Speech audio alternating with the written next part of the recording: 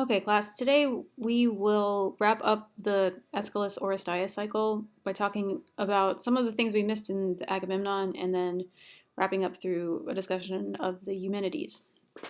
These are Aeschylus's plays. They usher in the kind of height of Greek drama in Athens. Okay, so here are my goals for today. So we're thinking about the Agamemnon and the Eumenides together. So I'll be kind of jumping around a little bit. I'll try to be clear when I'm referring to one play over the other, or maybe both. I want to talk about Cassandra, who is a character in the Agamemnon, and I'm doing that as a way to introduce our discussion of Apollo, who becomes himself a character in the Eumenides, which is pretty interesting.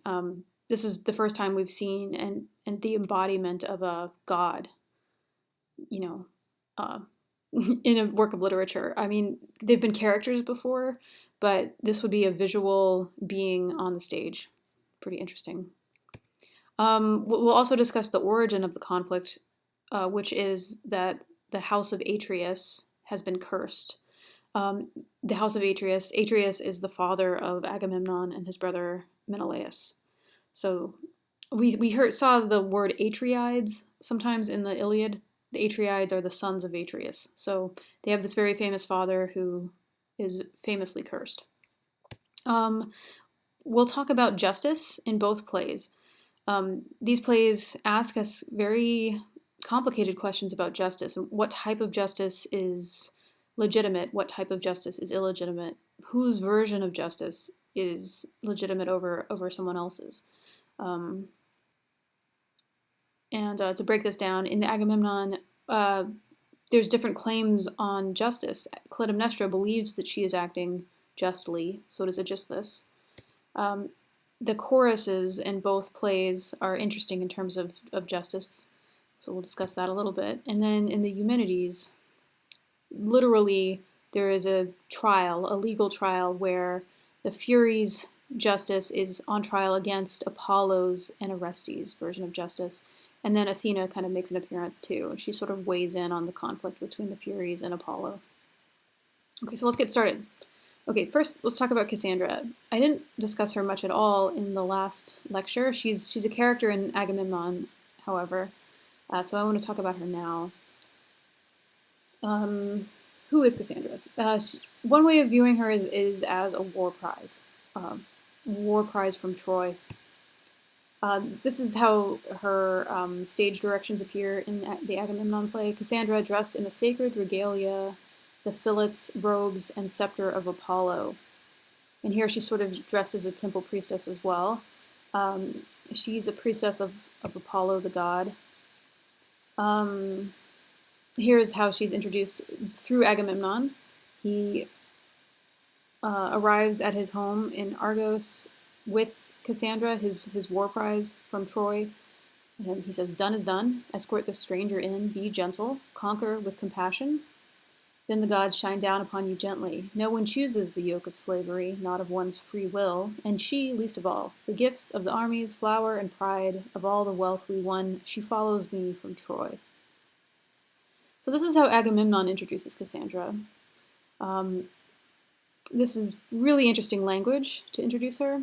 I think in the last lecture I referred to Cassandra as his girlfriend. That's not really the case. Cassandra is a war prize. She's a prize from Troy. The gifts of the armies, flower and pride of all the wealth we won. She is the flower and pride of all the wealth we won. So when Agamemnon leads the Greek forces in their victory over Troy, they basically get to collect all the prizes that Troy had, which includes the Trojan women. Cassandra is one of these Trojan women, and she's a really, really important Trojan woman. She's a daughter of Priam, so she's a princess of Troy. Of course, her city has been conquered, so now she's a slave. So she's kind of made this huge status, this fallen status, through the conquering of Troy. Here is this image here, Ajax taking Cassandra.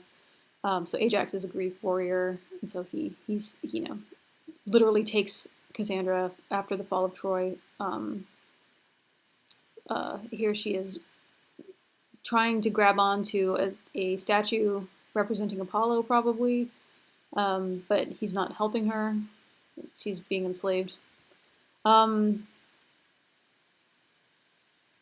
Note Agamemnon's language. He tells people to greet her, be gentle, escort the stranger in, conquer with compassion.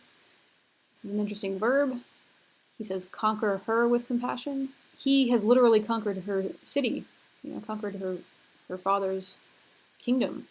And he's using similar language to emphasize people being nice to her, his stranger. Even this language is interesting too. This stranger might remind you of the Xenia stuff we talked about with the Odyssey. Like, escort the stranger in and be gentle. That's something you would do with a guest.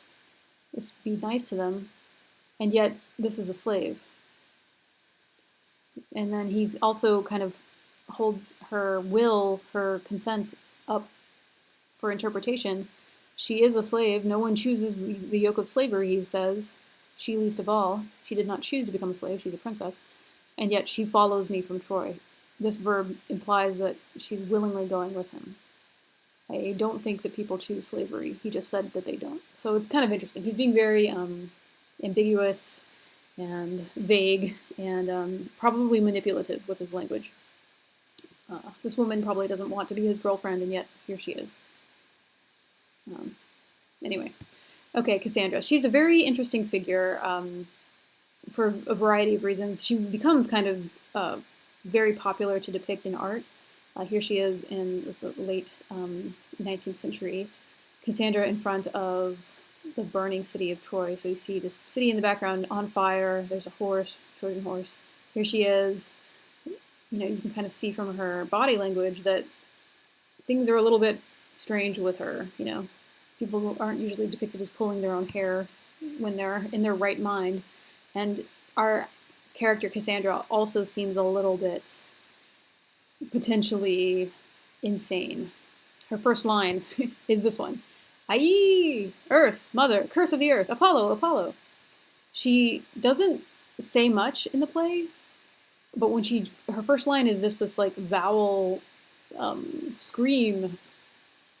She finally speaks at line 1072. She's famous for being present on the stage but saying nothing until this moment when she's relatively alone and can scream. So it's really interesting. Think of all the things that she would be feeling as this sort of enslaved princess of Troy, now, taken by Agamemnon to live with him while he's still married. This would be quite an interesting life she's leading. Her background is she's a prophet of Apollo. She's a priestess of Apollo. She sort of devotes her life to him. The ritual kind of a religious, what's the word am I looking for? She's devoted to Apollo. She's sort of like, devoted her life to serving him religiously. But she's also been cursed by Apollo to never be believed. So this is the quote from the play.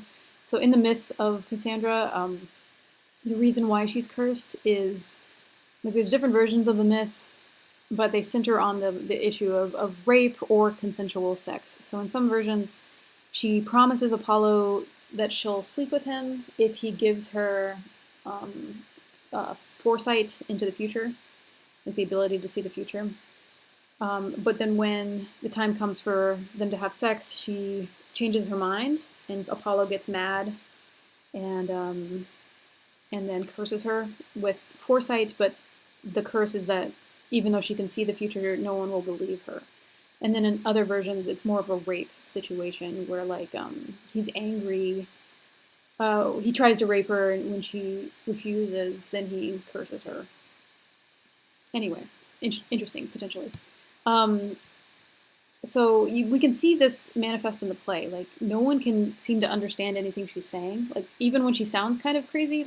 I don't know exactly what she means here, but clearly she's upset. She's calling out for Apollo. Sometimes, though, she makes perfect sense to us in the audience, but the people on the stage can't understand her. So, here's a leader saying, "Still lost, her riddles, her dark words of God. I'm groping, helpless." He can't understand her.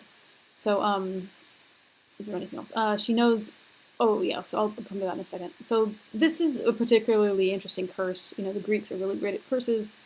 They're really kind of horrible curses. And this one would be particularly horrible. Like, think of how you would feel if you knew exactly what's going to happen in the future, and you have all this insight that you can warn people and like save the world potentially, but then no one believes you. Like, how frustrating would that be? Um,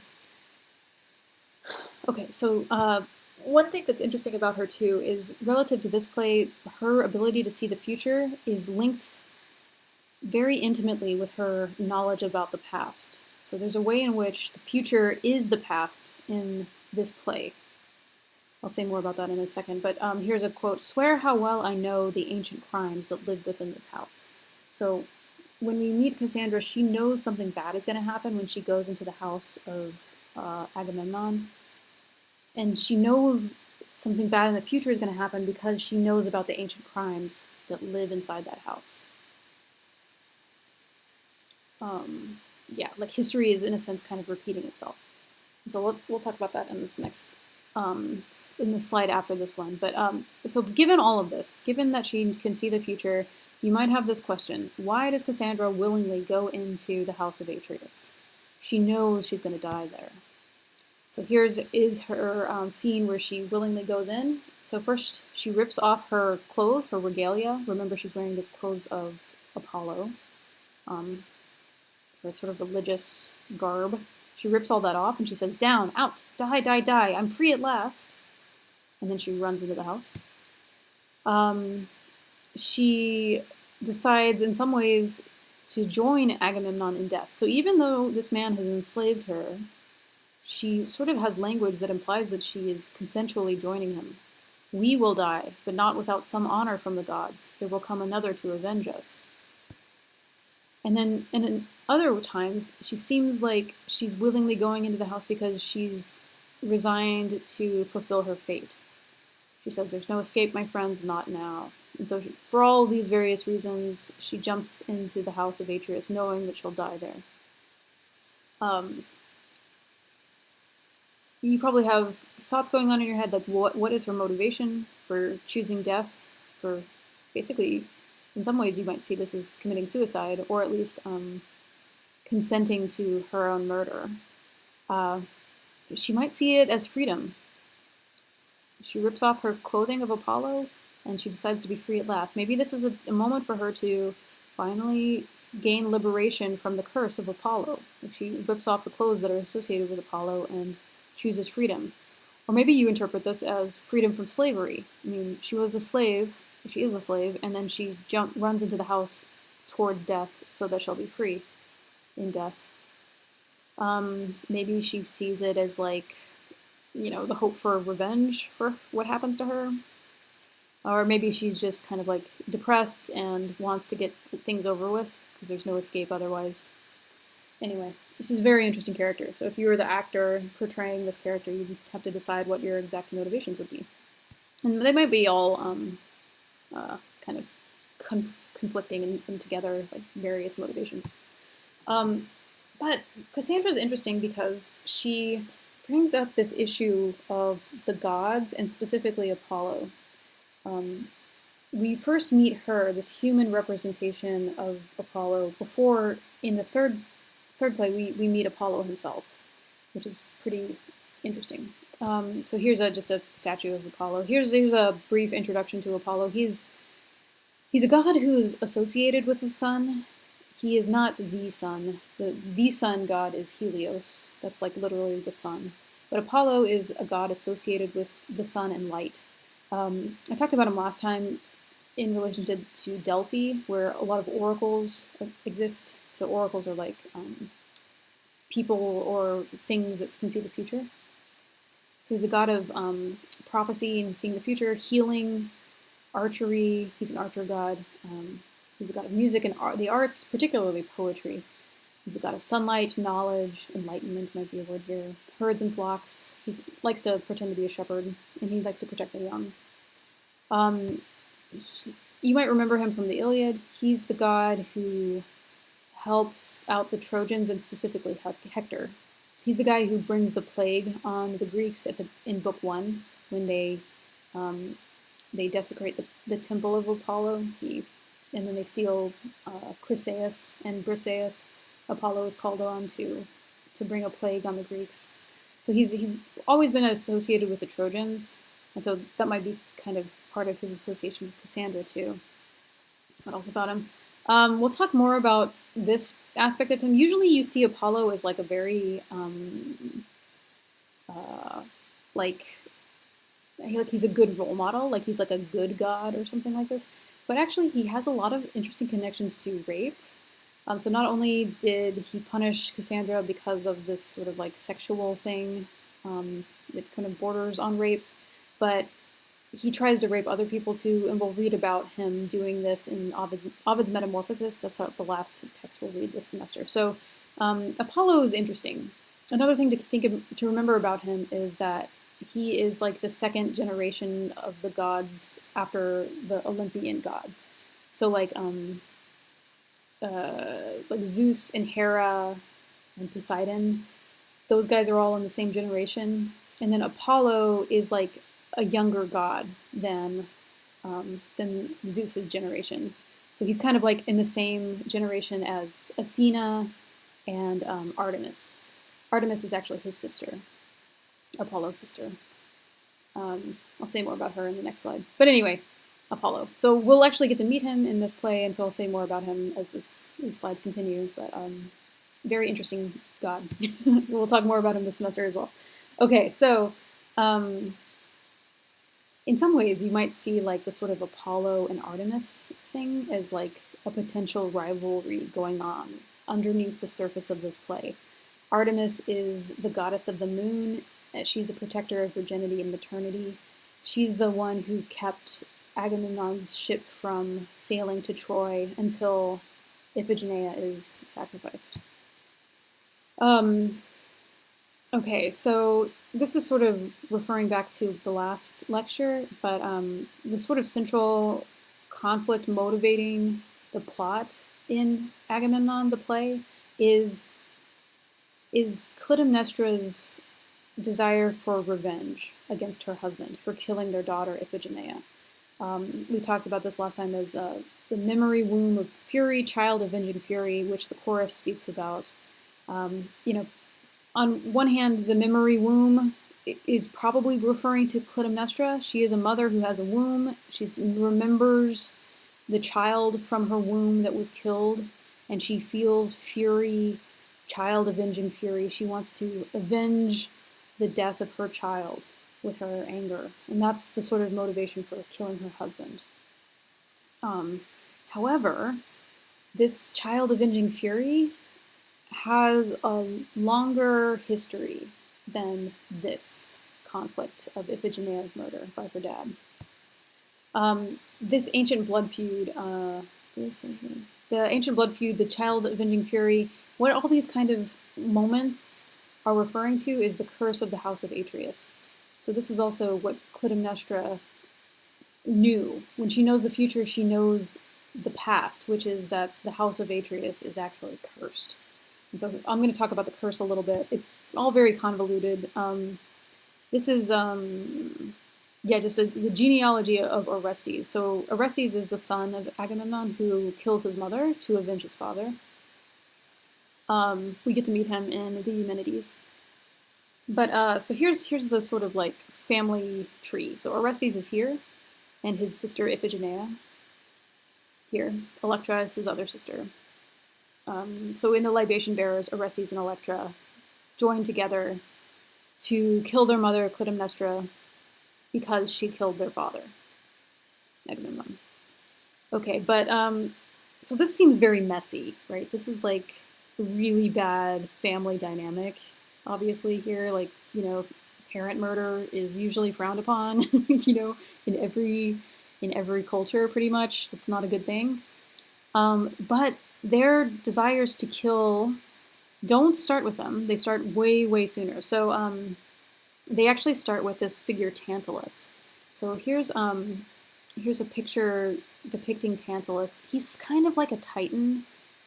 I think he might have been a god at some point or something like that. He's talked about in Hesiod, so we could refer back to Hesiod if we want. But Tantalus is this He's this figure who becomes famous for his punishment again. So this is another Greek thing where like someone's punished in this really horrible way. His name is where we get the word in English tantalize. Tantalus. So first, I'll tell you what he does. He gets this idea that he wants to test whether the gods are omniscient, whether the gods know everything. If they claim to know everything, he wants to test them. He's like a trickster kind of guy.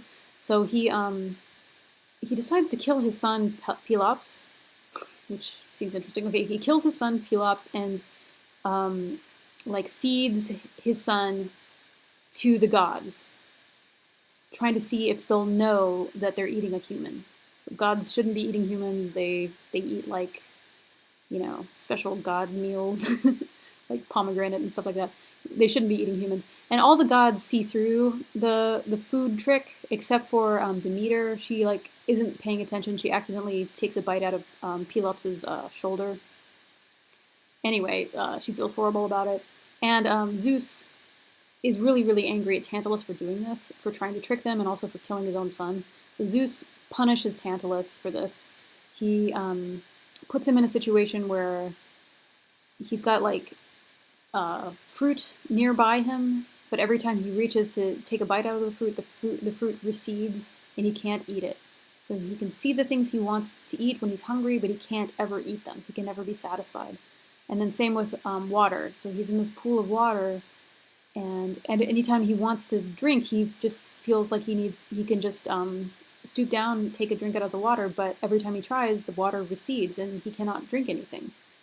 So he's constantly tantalized. He's always tempted. He's never satisfied. He's in this constant state of hunger and thirst and desire that can never be sated. So it's this kind of like horrible fate for this man because he makes this crime against eating. Zeus reinvigorates Pelops. He brings him back to life. And then Pelops goes on to have children. He has two sons, Atreus and Thyestes. So Atreus is Agamemnon and Menelaus' dad. Thyestes is their uncle. This is where it gets kind of convoluted. I think what happens is, so Thyestes' son is Aegisthus. I think what happens is Thyestes... Okay, this is what happens. Thyestes starts to sleep with Atreus' wife, who's not listed here. But anyway, he starts sleeping with his brother's wife. Atreus is really angry about this, and so he kills Thyestes' two other sons and serves the sons to Thyestes in a pie. Like, cooks up his sons and then, like, feeds Thyestes his sons. Thyestes eats his own children and then realizes what he's done, and he freaks out, of course, and then kills Atreus. He continues to live, however, and he has another son, Aegisthus. So Aegisthus is a little bit younger than his brothers who had died. Okay, so then Atreus' sons, you know, they're growing up and stuff, and their father has been killed and everything. Aegisthus, he wants to avenge what happened to his father, so he like starts sleeping with Agamemnon's wife, and then they conspire, Aegisthus and Clytemnestra conspire to kill Agamemnon. So anyway, this is like a very, very messy family, and it all has to do with like cheating on each other with their wives, or child eating. You know, child eating here, there was some child eating here, and then you can kind of see Agamemnon killing his daughter as kind of a version of child eating. He's literally killing his child, you know, like this is a horrible thing. Like, parents shouldn't be doing that. They're like ruining the next generation because of their own petty issues.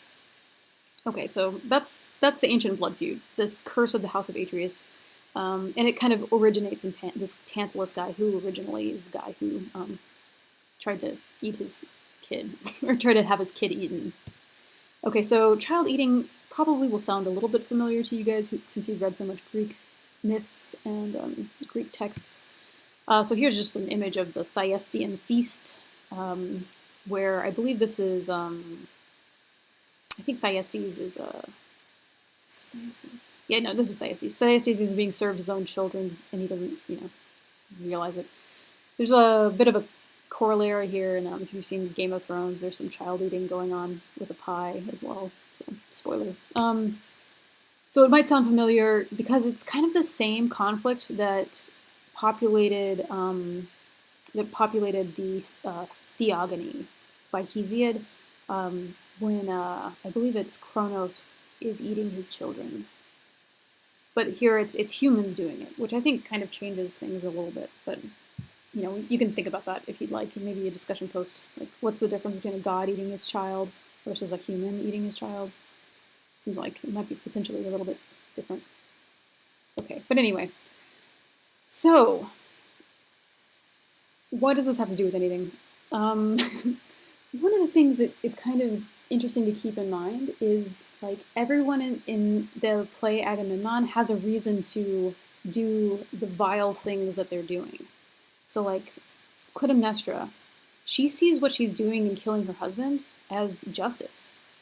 She says, after she kills her husband, "Here is Agamemnon, my husband made a corpse by this right hand, a masterpiece of justice." So she, by her right hand, makes her husband a corpse, and this murder is a masterpiece of justice. She finally sees justice done because he killed their daughter, so she kills him. Aegisthus also sees his actions as justice. So remember that his father is tricked into eating his own children. Anyway, Aegisthus wants to avenge what happened to his father by attacking his cousins, who who benefit from what their father did to Aegisthus's father. So anyway, he says, "So you see him down, and I, the weaver of justice, plotted out the kill. Atreus drove us into exile, my struggling father and I, a babe in arms, his last son, but I became a man, and justice brought me home." So yeah, he literally calls himself weaver of justice. Interesting. Okay, so like all of these characters, like even when they do horrible things, they kind of have this claim, because of horrible things that happened to them in the past, they feel justified in perpetuating these harms. But this is sort of the thing that the play is trying to kind of correct. These motivations for justice through revenge can be tricky. So all of these characters until the Eumenides are motivated by the Furies. So the sorts of justice that the Furies represent. So remember, this is from last time, the Furies are these chthonic deities of vengeance who are older than the Olympic gods. They're associated with blood and blood feuds. They're associated with the household. So like crimes that take place in the household, the Furies are all about those. They spur things, what am I trying to say? They uphold household duties like filial piety, hospitality, codes of conduct. They uphold blood, basically. Like if someone kills your father, the Furies, that's the anger that you feel for what happened to your father is the Furies trying to motivate you to avenge your father's death or your mother's death. So they hound violators of the customs of the house until they act right, basically. So here's the Furies talking about themselves in the Eumenides. They say, "Every mortal who outraged God or guest or loving parent, each receives the pains his pains exact." So this is the justice that they serve. They like, it's like eye for an eye, if you've heard that phrase. Whatever the pains that are exacted on a guest or parent or God, the Furies will ensure that the person who did the exacting will also get that same pain. So there's actually trouble with this kind of logic, this kind of justice that the Furies represent. And this is from, I talked about these lines from last time, but I think it does a good job of explaining the kind of justice that the Furies represent versus the kind of justice that eventually the Eumenides will represent. So ancient violence longs to breed, new violence comes when its fatal hour comes. The demon comes to take her toll. No war, no force, no prayer can hinder the midnight fury stamped with parent fury moving through the house.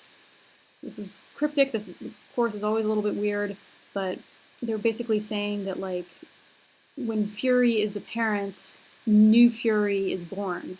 And it just kind of like perpetuates in this cycle of violence. Violence longs to breed, but new violence comes.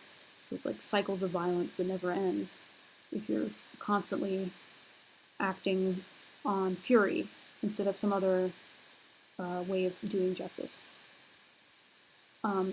So then the way to kind of correct the cycles of violence that fury represents is to think about justice in a new way. So justice shines in sooty hovels, loves the decent life, from proud halls crusted with guilt by filthy hands, she turns her eyes to find the pure in spirit. Spurning the wealth stamped counterfeit with praise, she steers all things towards their destined end. So this is sort of the promise of what the Eumenides play will bring to light. We'll go from sooty hovels, so like dirty places, underground, like the Furies, because they're chthonic deities. We'll go from those places to the decent life, which are in proud halls that are more like enlightened and open. Okay, if this doesn't make sense right now, it'll make sense by the end of this lecture. So, yeah, okay. Okay, let's keep going. So here, this is from the last lecture as well, this sort of image of the Furies. So they hound people who commit crimes against the household until those crimes are avenged. But the Eumenides, in the Eumenides, the play, the Furies represent a particular justice problem.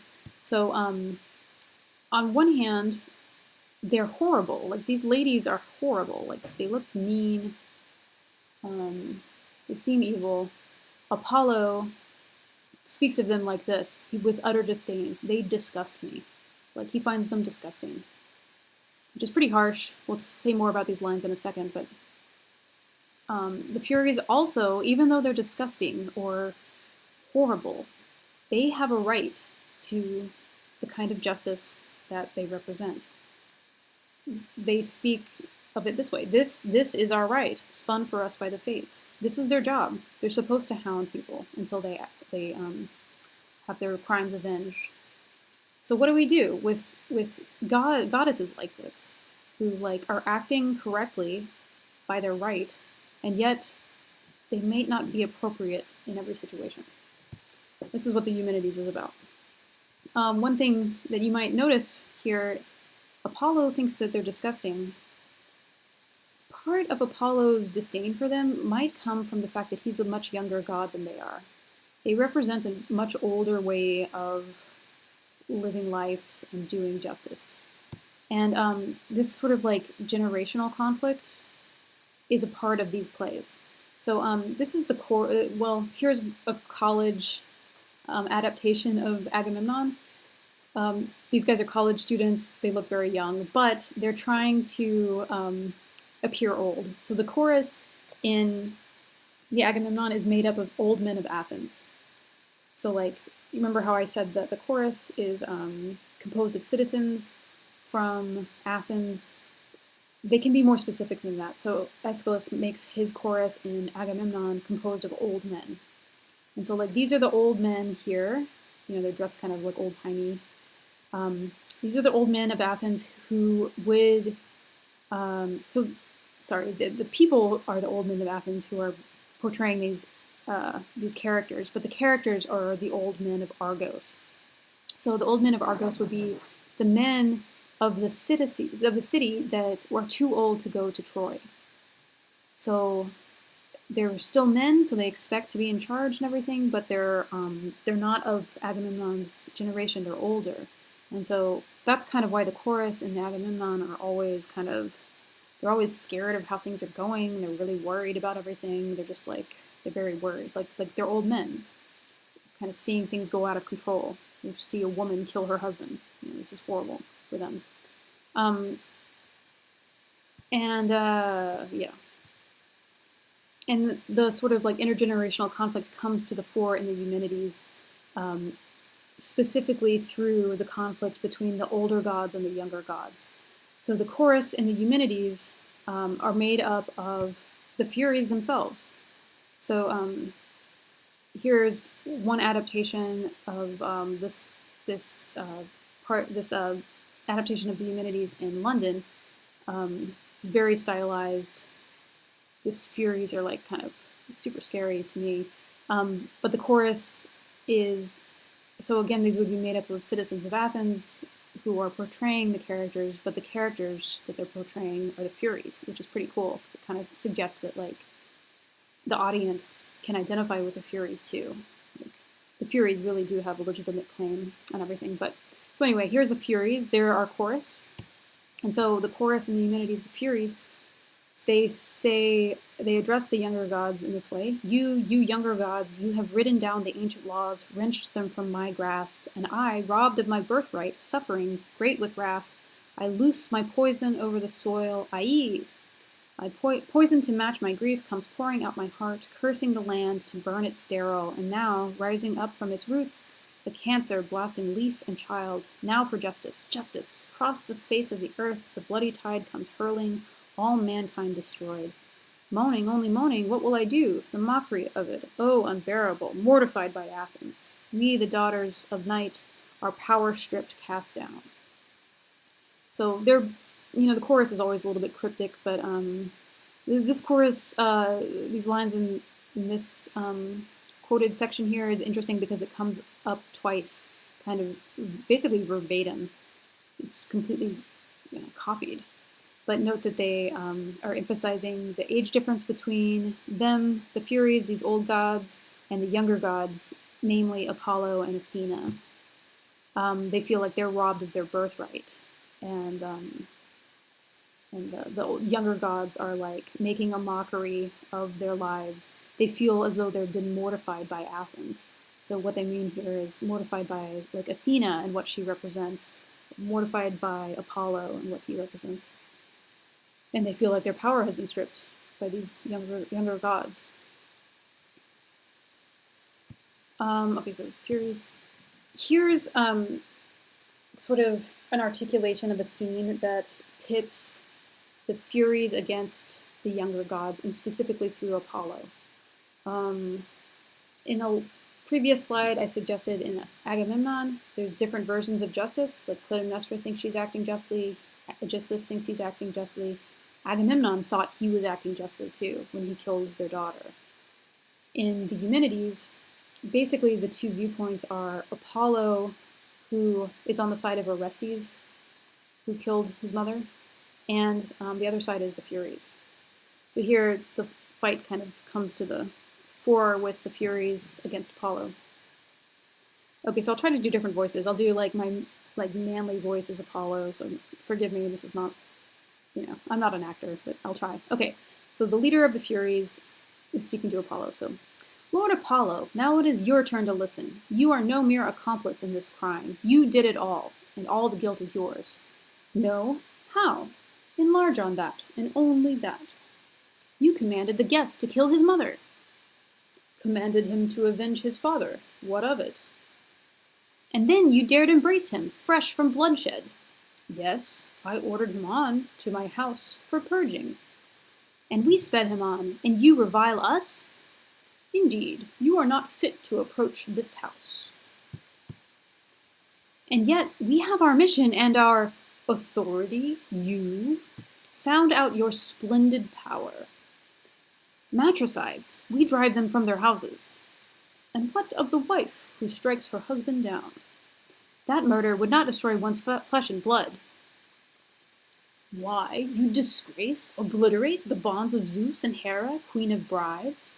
And the queen of love you'd throw to the winds at a word, disgrace love, the source of mankind's nearest, dearest ties? Marriage of man and wife is fate itself, stronger than oaths, and justice guards its life. But if one destroys the other and you relent, no revenge, not a glance in anger, then I say your manhunt of Orestes is unjust. Some things stir your rage, I see. Others, atrocious crimes, lull your will to act. Pallas will oversee this trial. She is one of us. Okay, so you might not have followed that. You might go back and listen to it again. But what they're arguing about is basically Apollo seems to think that he's completely justified in helping Orestes kill his mother. They say, you commanded the guest to kill his mother. This is very true. And Apollo doesn't deny that. He's like, yeah, I commanded the guest to kill his mother by avenging his father. What of it? Note throughout, I tried to make it obvious with how I was talking, Apollo is being very arrogant. In some ways he's being very logical. He's enlarged on that and only that. He sounds like he's been trained in rhetoric. He sounds like very educated. He is the god of enlightenment, after all, and knowledge. But he's arrogant. He says, you are not fit to approach this house.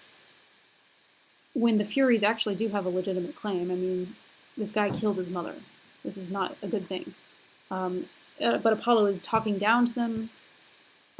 He asks, so yet we have our mission and our authority. So he's saying, you guys have authority? You, ugly old women, basically, is what he's saying. They claim that their job, their power, is to drive matricides from their houses. Matricides, people who kill their own mother. That's their job. Seems like a pretty legitimate job. But Apollo comes down on the side of husband and wife relationships, as opposed to mother-son or mother-daughter. So they kind of, they both have different claims to legitimacy. I think matricides should be punished, people who kill their own mothers, of course. But Apollo says, well, what about a wife who kills her own husband? That does seem to me also to require some, punishment. You can't kill your own, spouse. That's not right. So anyway, Apollo comes down on the side of marriage. He seems to value the bonds that are forged through what do you call it? Through social bonds as opposed to blood bonds, if that makes sense. So marriage of man and wife is fate itself, stronger than oaths. He comes down on the side of oaths, basically. Creations of families through marriage, where the Furies, come down on the side of blood connections. And if the blood connections are spurned, then they come in to hound people. Apollo is convinced that he's right, won't even really entertain their arguments, and he is so confident that he's right that he has this line here, Pallas will oversee this trial, she is one of us. Pallas is Athena. He's so convinced he's right, he thinks Athena will agree with him. And so he's like, let's have Pallas, let's have Athena, be the judge over this trial. She is one of us, meaning, the younger gods, or the gods who believe in this version of justice. Okay, so I wrote this, Apollo is right, but is he right? So he's, on one hand, he does make a good point, he's logical, he's making a claim about something that should be legitimate, and yet, is he right in the way he goes about it? So just to remind you, these lines are so arrogant, so egotistical. They disgust me. The Furies disgust him. He doesn't approve of their power. Even Orestes. So Orestes goes to Apollo for help. He joins with Apollo to kill his mother. When the Furies hound Orestes after he's killed Clytemnestra, Orestes runs to Apollo's seat at Delphi for help. So Orestes clearly honors Apollo and agrees with him, and yet Orestes still criticizes Apollo because Apollo is such a jerk. So he goes, Lord Apollo, you know the rules of justice, know them well. Now learn compassion too.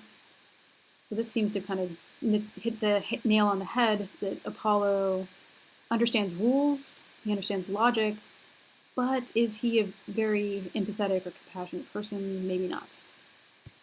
And then to remind you again that the Furies know that they have the right to do what they are doing.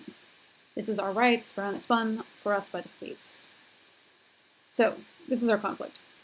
The old versus the new, women versus men, blood bonds versus political bonds of marriage and oaths.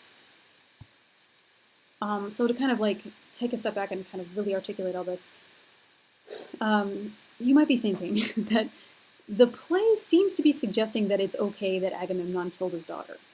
So to articulate this, why is it okay, according to the play, for Agamemnon to kill his daughter and not okay for Clytemnestra to kill her husband? So there's kind of different ways to answer this. In some ways, it's not okay for Clytemnestra to kill her husband because she is a woman.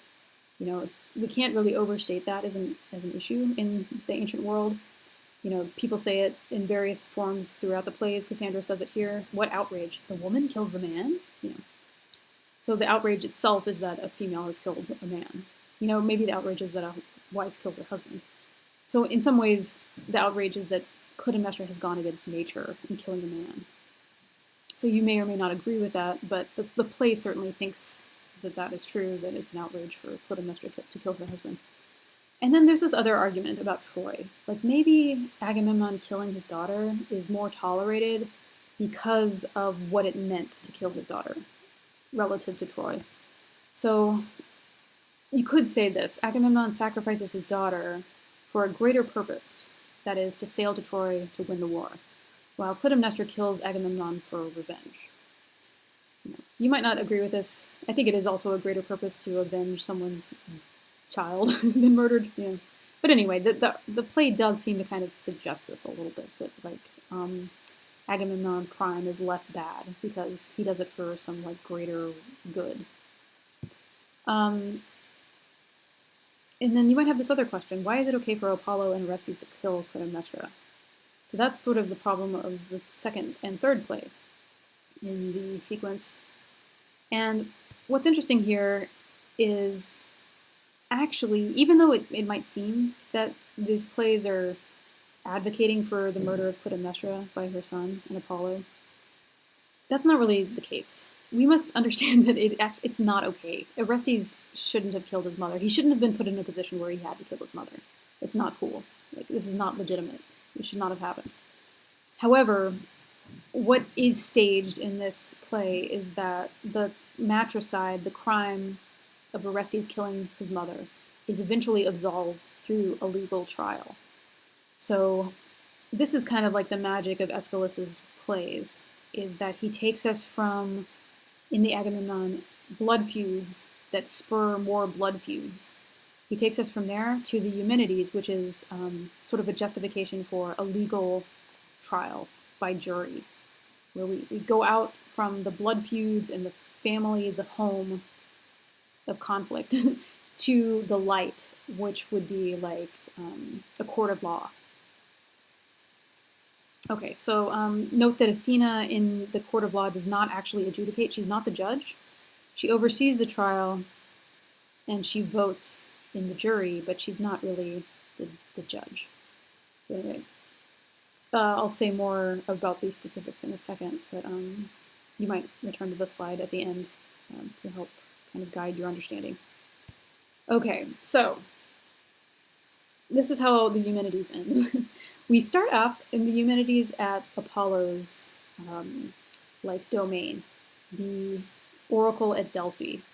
That's where Apollo like has all of his like sort of magical powers. It's a very religious site. We end the play in Athens specifically.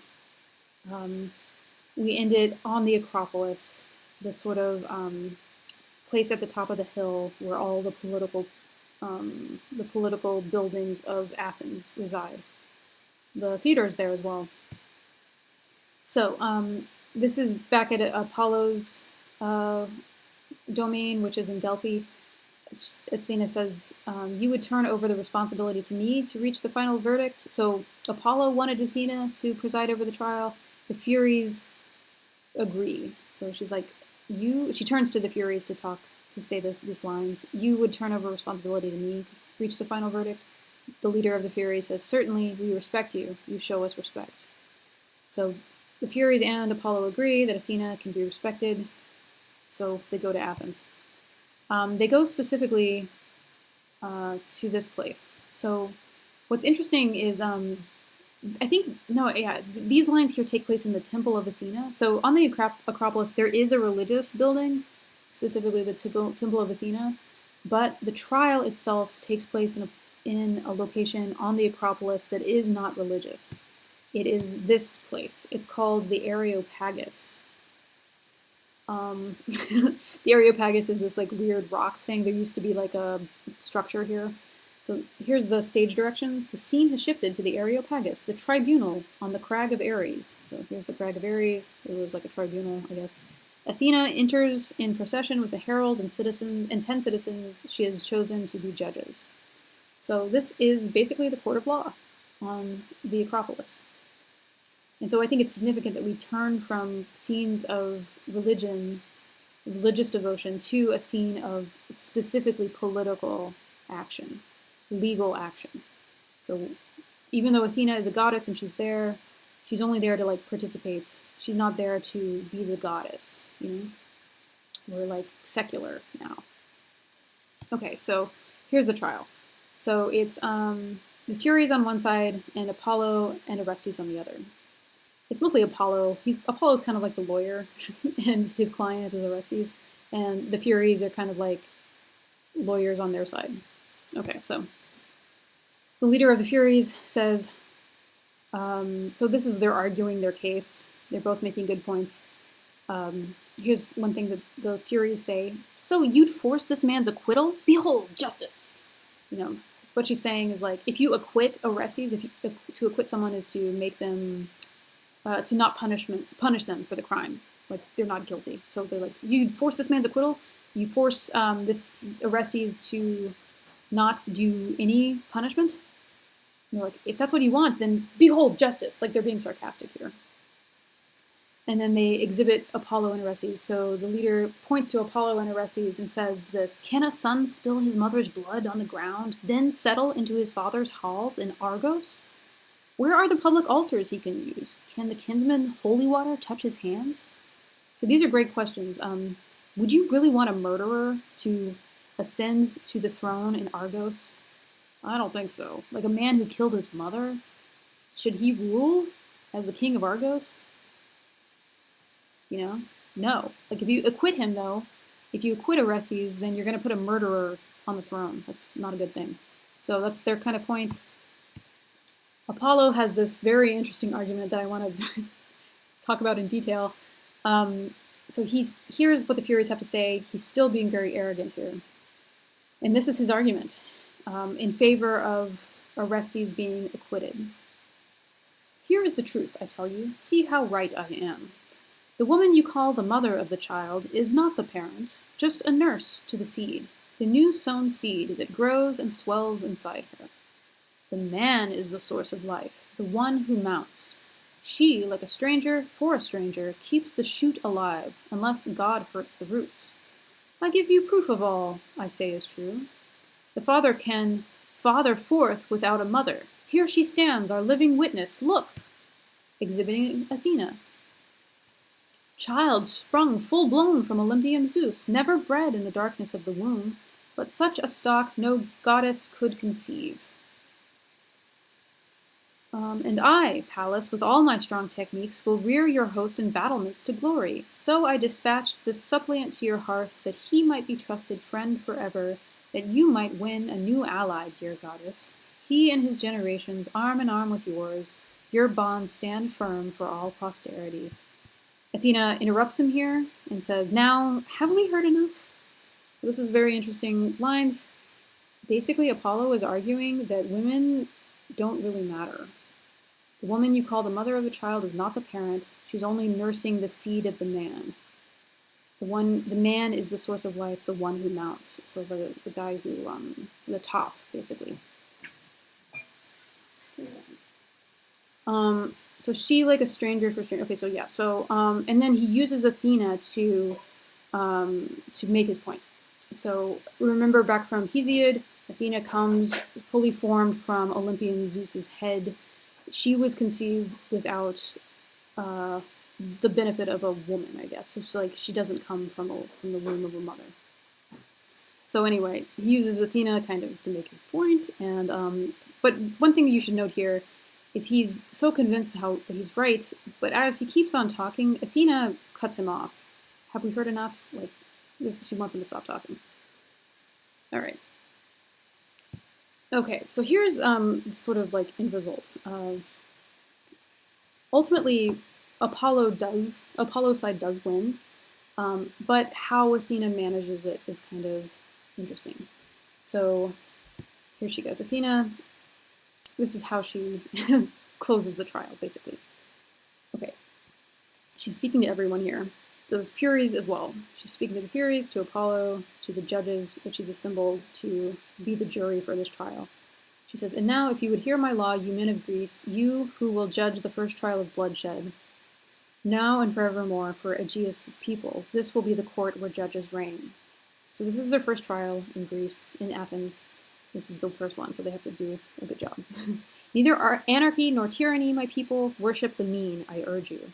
Shore it up with reverence, and never banish terror from the gates, not outright.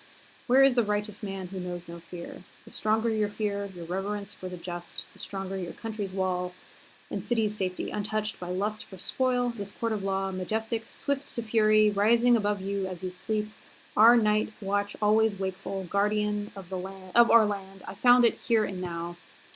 So I urge you, Athens, as I have drawn this out to rouse you to your future, you must rise, each man must cast his lot and judge the case, reverent to his oath. Now I have finished."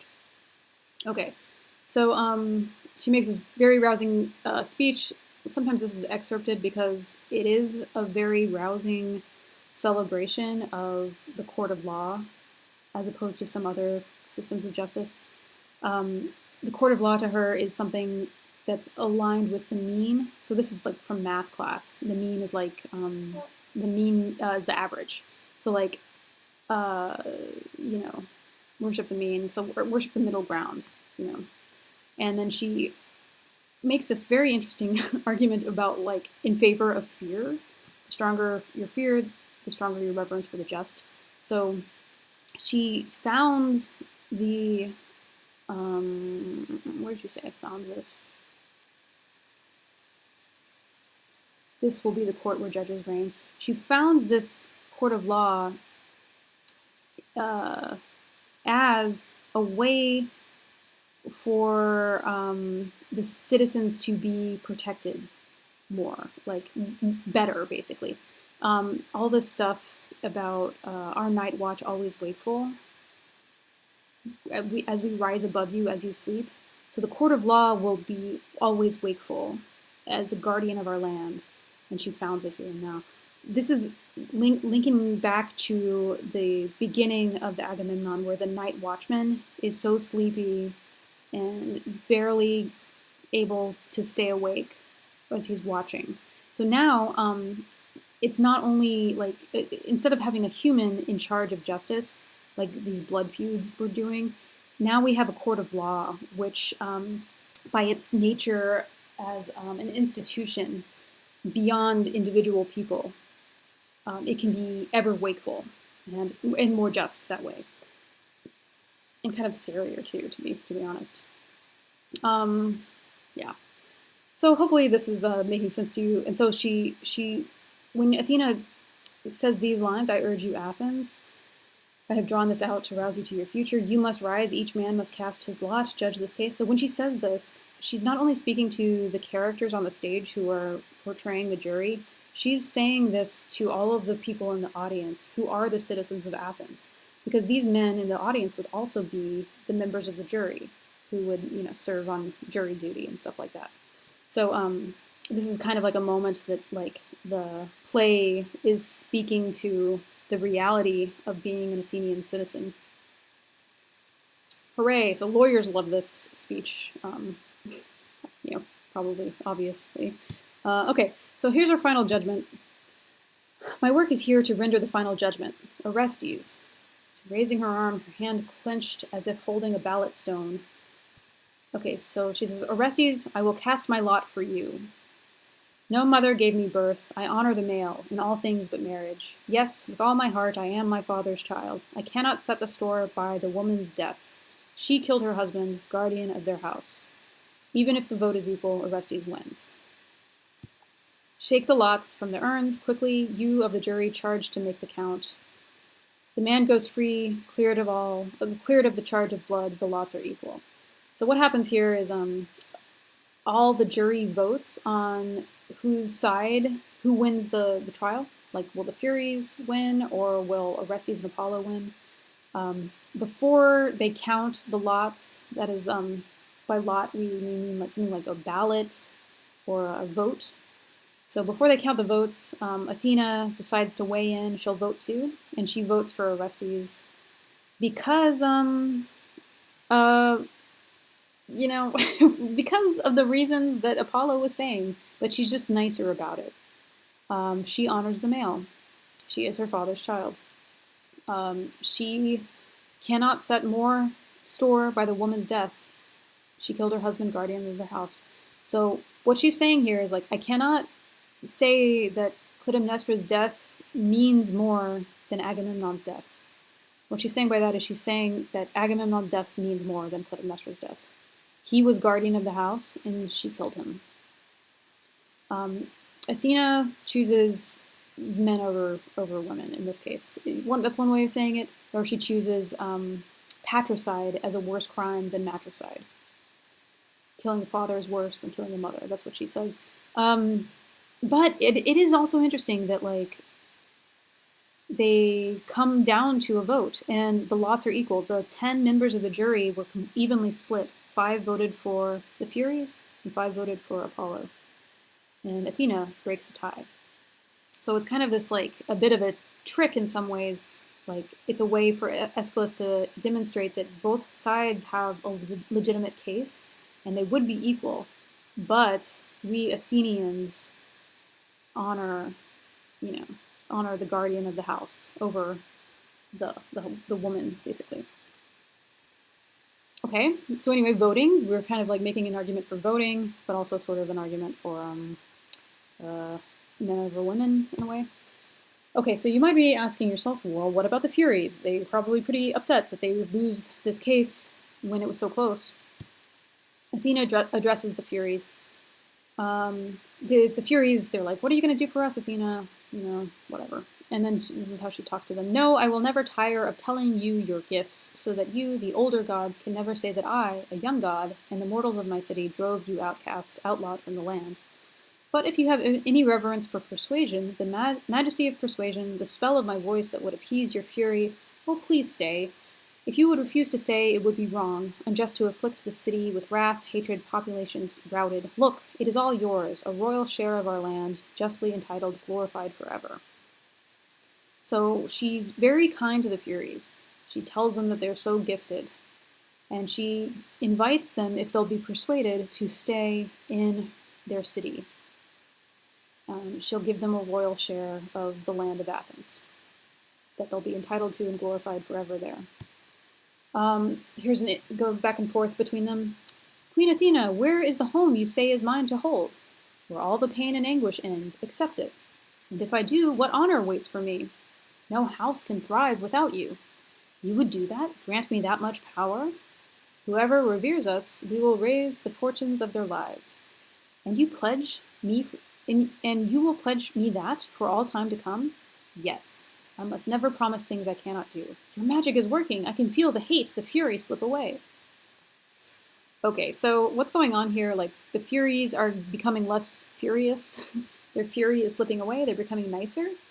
Because Athena has given them a home, and specifically their home is the home.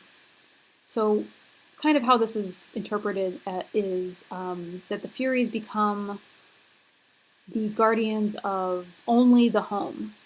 Like, no house can thrive without you. So the Furies, the sort of justice that the Furies represents will only be confined to the household, but the kind of justice that we're going to do in the public realm will be Athenian justice, where we do it by the court of law, by votes, etc. Like, we don't do blood feuds anymore. Blood feuds are only in the house, I guess is a way of looking at it. And then the Furies become less furious. So this is kind of like the end result of this series of plays. So towards the end of the Agamemnon, we had the chorus, the old men of Argos, saying, woman made him suffer, woman struck him down. How horrible this is, right? That a woman has done this to her husband. And then at the end of the Eumenides, Athena herself says, bright eye, of the land of Theseus, come forth, my splendid troop, girls and mothers, trains of aged women, grave in movement. Dress our Furies now in blood-red robes, praise them, let the torch move on, so the love this family bears towards our land will bloom in human strength from age to age.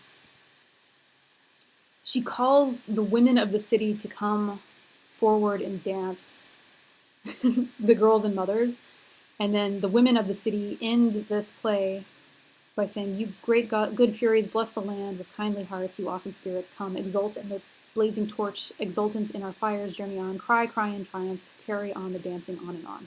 So it basically, the Eumenides ends with this dance party where like all these women of the city are dancing, which I find very, very weird, because remember that like women weren't really allowed to be a part of the plays for the most part.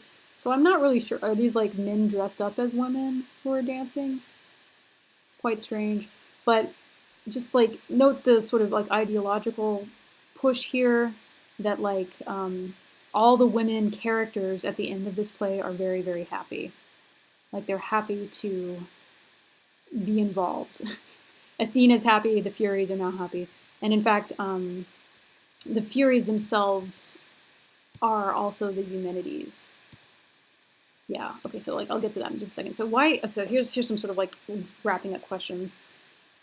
I always wonder this, why isn't the first play in the trilogy called Clytemnestra? Why is it called Agamemnon? Like, to me, Clytemnestra is the main character. You know. I don't know. Of course, it might be linked to the fact that these are tragedies, and the tragedy is that Agamemnon has been killed by his wife. And yet, I still want to hold on to this, that, like, Clytemnestra is kind of amazing. He has lines like this, my heart is steel, well you know, praise me, blame me as you choose, it's all one. Like, she's pretty amazing, like, so cold, so callous, so, I don't know, aspirational. Partly because she acts like a very cold-hearted man, but she's a woman. So anyway, the first play is called Agamemnon potentially because to call it Clytemnestra would be too far, I think, too radical. I'm curious what you guys think of the title of the Eumenides. What the Eumenides means is the kindly ones. And that's the new name that the Furies take when they start becoming nicer at the end. Like when Athena grants them all these powers, quote-unquote powers, they change their name from the Furies to the Eumenides, the kindly ones. Interesting. And then this is a kind of question. The play is a tragedy. Whose tragedy is it? I think we're being invited to think of it as a tragedy for Agamemnon, that he was so callously killed by his wife. But I don't know. I feel like there's reason to think that this is a tragedy of Clytemnestra too. And it might be, in my mind, it's a bit of a tragedy for the Furies as well. I mean, of course, like a court of law is a better way of doing justice, but I don't know. Parts of this play don't sit very well with me. I see what it's doing, but I worry. So I'm curious what you think of these plays. Keep in mind that these trilogies would take place during a festival, all during the same day. So you'd watch Agamemnon in the morning, maybe break for lunch, and then you could watch the libation bearers and the Eumenides later. So you would see the whole trilogy performed in one single day. It's very rare for like the Agamemnon play to only be performed. Usually people want to have the end of the Eumenides so that they can close down the potential that Agamemnon opens up, if that makes sense. So at this time, you might want to revisit the first lecture where I was talking about how Greek drama asks, it's a way for its audience to ask questions about how society is structured and then reaffirm the ways that they want society to be structured. And so you can kind of see that going on with this play for sure, that the sort of radical potential opened up by the Agamemnon where like a woman justifiably kills her husband from her perspective. That radical potential is quieted and kind of contained through the Eumenides, where we reaffirm the power of patrilineal justice over matricide and blood feuds and stuff like that. So anyway, curious to hear your thoughts in your discussion posts and during our synchronous classes. Homework for next class. We'll start with our next playwright in the Greek tradition, which is Sophocles. He has a very interesting play, Oedipus the King. I'll post a summary of this play and some guiding questions on NYU Brightspace to help you as you read this play. So, okay, looking forward to talking with you.